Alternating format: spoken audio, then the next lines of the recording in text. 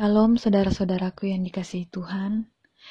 Pada kesempatan ini izinkan saya untuk bersaksi atas mujizat yang saya rasakan dan keluarga kecil saya rasakan selama beberapa hari ini.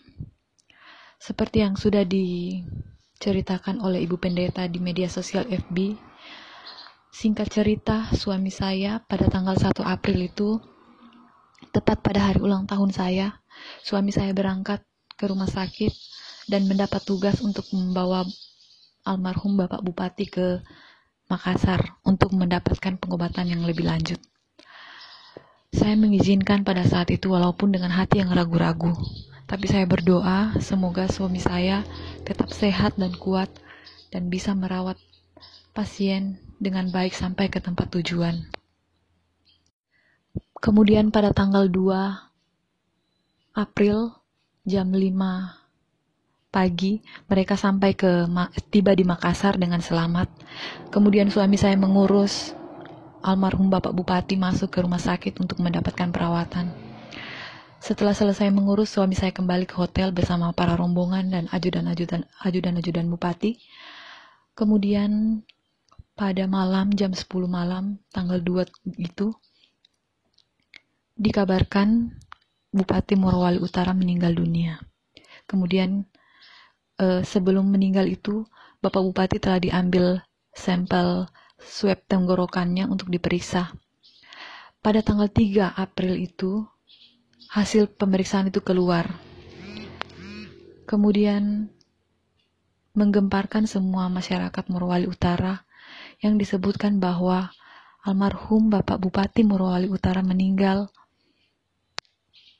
karena positif terjangkit virus corona. Setelah mendengar kabar tersebut, saya menangis. Di satu sisi saya bersedih karena bupati yang kami cintai meninggal dunia. Di sisi lain, salah satu yang menekan batin saya adalah suami saya. Saat itu saya tahu dia adalah seorang perawat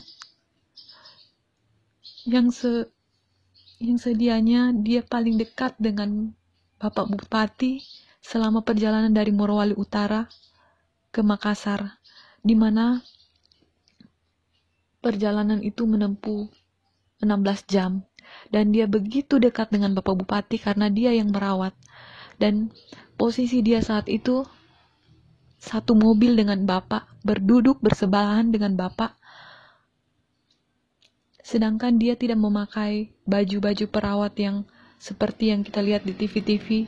Perawat memakai baju hazmat putih-putih lengkap, kacamata, penutup kepala, sedangkan suami saya hanya memakai masker dan sarung tangan. Itu yang membuat saya gelisah. Saya berpikir, Tuhan, ini kemungkinan besar suami saya pasti terpapar. Suami saya juga berkata seperti itu. Apalagi dari perjalanan Morut ke Makassar, dia sempat merasakan tidak enak badan, dia merasakan mabuk di perjalanan, dia sempat muntah-muntah. Di situ saya makin menangis, Tuhan, apa yang terjadi? Sepanjang malam saya menangis, saya berdoa, saya hanya memohon kepada Tuhan, Tuhan, tolong jauhkan virus ini dari suami saya. Secara pikiran manusia, suami saya itu 90% pasti akan terpapar. Tapi saya yakin, saya masih berpikir positif bahwa suami saya bisa terhindar dari virus ini. Namun, sepanjang malam itu saya tidak bisa tidur satu malam sampai pada pagi harinya saya menghubungi Ibu Pendeta. Saya bilang, Ibu, bisakah melayani saya dalam layanan doa? Karena saya tidak kuat. Saya butuh penguatan. Saya merasa hancur saat ini. Kemudian ibu menjawab, iya bisa. Nanti WA ibu ya. Kemudian saya WA ibu. Kami mulai diskusi buat berdoa. Saya mulai mengungkapkan perasaan saya sebagai manusia. Dan di usia pernikahan kami yang baru akan menginjak 1 tahun, saya merasa ini ujian yang sangat berat. Namun ibu menguatkan saya bahwa pengharapan pada Tuhan Yesus pasti akan selalu ada. Saya hanya bisa menangis sepanjang hari.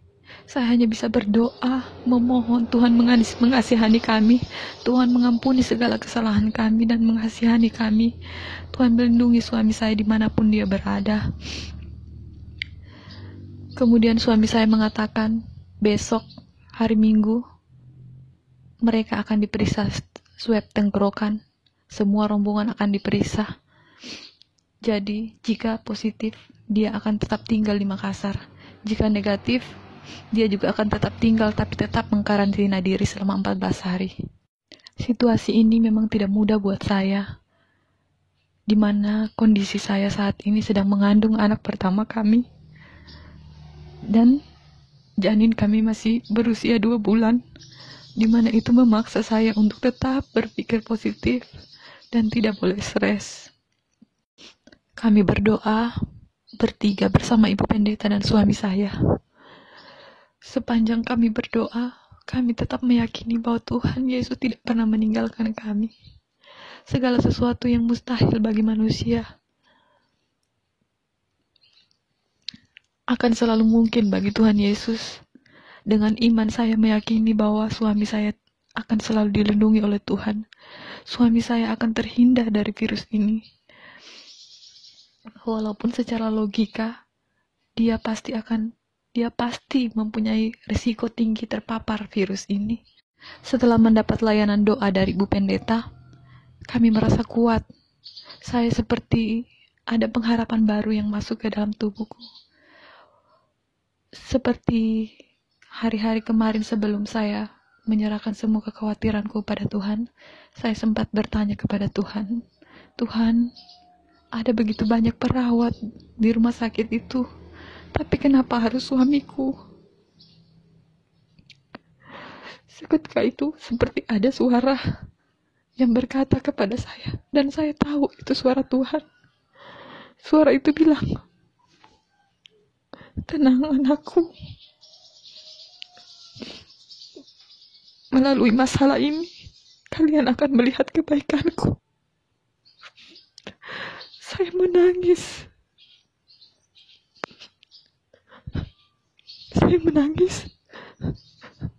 Saya tahu itu suara Tuhan. Saya bersama Tuhan. Apapun yang terjadi, apapun hasilnya nanti, kami percaya itu yang terbaik dari Tuhan. Itu doaku sepanjang hari itu. Dan tiba pada malam kemarin, pada jam 10 malam, saya berdoa, saya menangis lagi sama Tuhan. Saya bilang, Tuhan, saya serahkan semuanya sama Tuhan. Apapun hasilnya kami terima. Apapun hasilnya saya tahu Tuhan merancangkan kebaikan buat kami. Tuhan merencanakan damai sejahtera buat kami, bukan rancangan kecelakaan. Setelah saya berdoa, 10 menit kemudian saya mendapat WA dari suami saya. Dia mengabarkan bahwa hasilnya negatif. Seketika saya bersujud kepada Tuhan. Kami dua bersujud kepada Tuhan.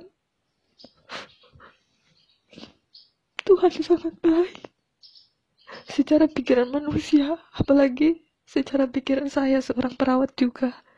Saya sudah berpikir secara yakin, Tuhan, ini pasti suami saya akan terpapar. Tapi Tuhan menunjukkan kasih setianya, di mana ketika kami berpengharapan, Tuhan tidak pernah mengecewakan. Tuhan menjawab doa kami. Tuhan menjawab melalui hasil yang suami saya dapatkan. Kami berdua berdoa, kami dua mengucap syukur kepada Tuhan dan menaikkan pujian. Tuhan Yesus begitu baik. Tuhan Yesus begitu baik buat saya, buat keluargaku. Sampai pada tadi pagi saya bisa menceritakan ini kepada Ibu Pendeta dan boleh men-share kesaksian saya pada hari ini. Di sini saya ingin menyampaikan sebagai orang percaya, kita harus meyakini bahwa bersama Tuhan Yesus selalu ada pengharapan. Sekalipun kita terpuruk, terjatuh, kita merasa sangat lemah, Tuhan Yesus tidak pernah membiarkan kita tergeletak. Tangan Tuhan selalu mengangkat kita dan membuat kita tetap berdiri untuk tetap berpegang. Apapun keadaan kita harus tetap teguh berpegang pada Tuhan Yesus dan tetap meyakini Tuhan Yesus selalu merancangkan damai sejahtera buat kita.